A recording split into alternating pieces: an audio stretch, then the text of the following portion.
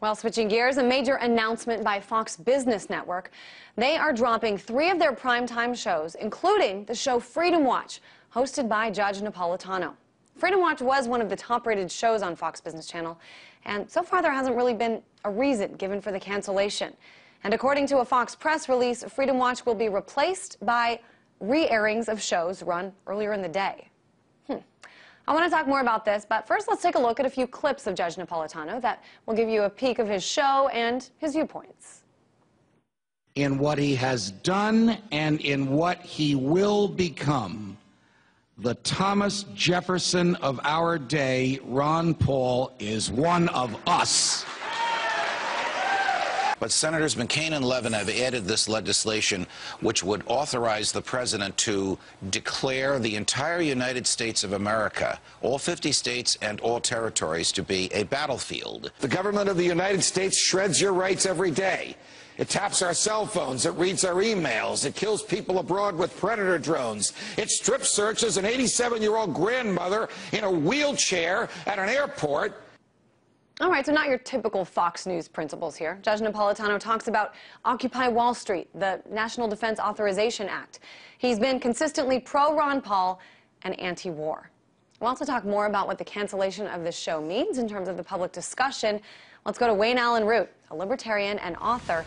He wrote the book, The Conscience of a Libertarian, Empowering the Citizen Revolution with God, Guns, and Tax Cuts.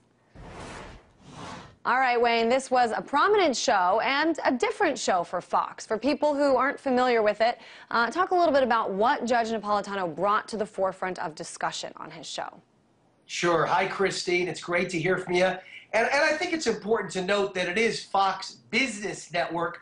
It's not a political network, so they were taking a very big chance with a show like Judge Napolitano's Freedom Watch. So it's not your typical show you'd find on a CNBC or a business network, so it was unusual.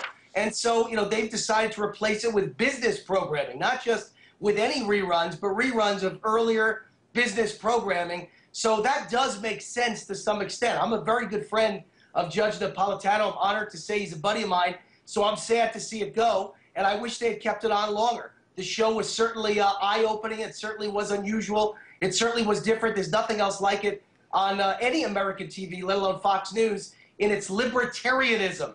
Libertarianism, of course, is fiscal conservatism and also socially liberal or moderate, and also for civil rights and individual rights and personal freedom and economic freedom. And really no other show quite touches on it the way Judge Napolitano did at Freedom Watch. So very sorry to see it go, but not necessarily something you could be angry at Fox Business at, because CNBC would never allow a show like that on in the first place. So let's give Fox credit for being willing to take a chance on a very out-of-the-box libertarian TV show in the first place. Well, they took a chance, and, you know, it's, A, not CNBC, and B, it is Fox Business Network under the umbrella of Fox. They took a chance, and it wasn't necessarily a failure, and we don't have to point our fingers here just at Fox, but let's talk about libertarianism, as you say.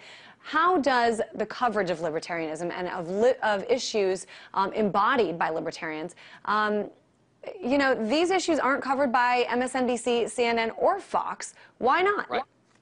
Well, here's the thing. Let me say, in the last 3 years, I've been a guest about 75 times on Fox News, and maybe once or twice on CNBC, never on MSNBC, never on CNN, and now I'm a regular contributor to FoxNews.com.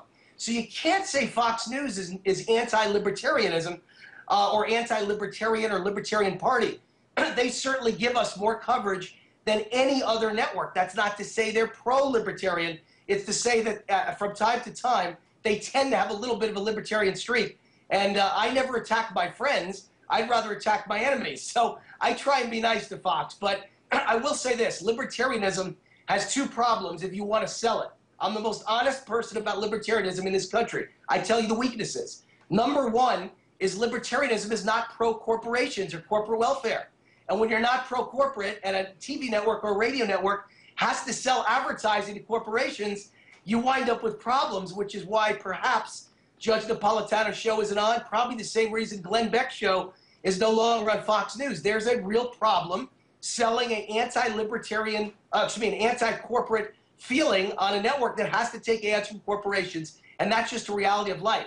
But number two, libertarians, Christine, can make a change that sells libertarianism, for number two.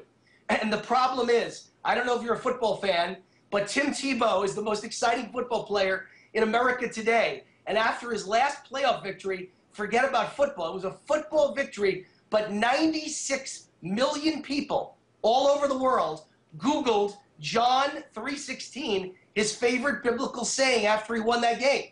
What makes Tim Tebow so special that he can sell religion while playing a football game? Enthusiasm, energy, passion. The Libertarian Party doesn't have a lot of spokesmen who have enthusiasm, who have energy, who speak on an emotional level to Americans instead of an intellectual level. And I think that's the big turnoff that's hurt the party and libertarianism for many years. I mean, they change that if we want to make it popular. They may not have a lot of enthusiastic spokespeople, but they certainly have one, and that's Ron Paul. I mean, Ron Paul, I've covered him for years now. I've been at his rallies. I've been at his speeches. There is no lack of enthusiasm there.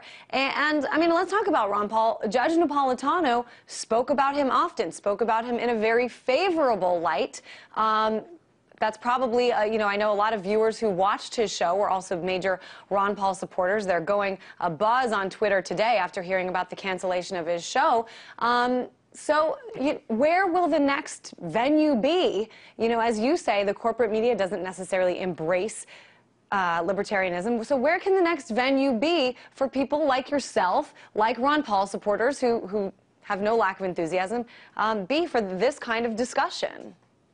Well, first of all, I put an article out that Fox News was very willing and happy to publish, and millions of people saw it. And it was called, you know, the Ron Paul phenomenon, explaining and understanding the Ron Paul phenomenon. It was a lead story for almost an entire week at foxnews.com just a few days ago. So Fox News isn't anti-Ron Paul. They've got him as a guest more than any other network. And what I said in that story is Fox, the brand of enthusiasm and passion that Ron Paul brings and brings young people along with him has got to be embraced and accepted and not ignored or put down by the Republican Party, or they're not going to win the election. They can never beat Barack Obama. So I agree with you. Ron Paul brings an enthusiasm. I think what he lacks, though, is a bit of an excitement and youthful enthusiasm. I think that might be where Rand Paul comes in. I hope it's where I come in.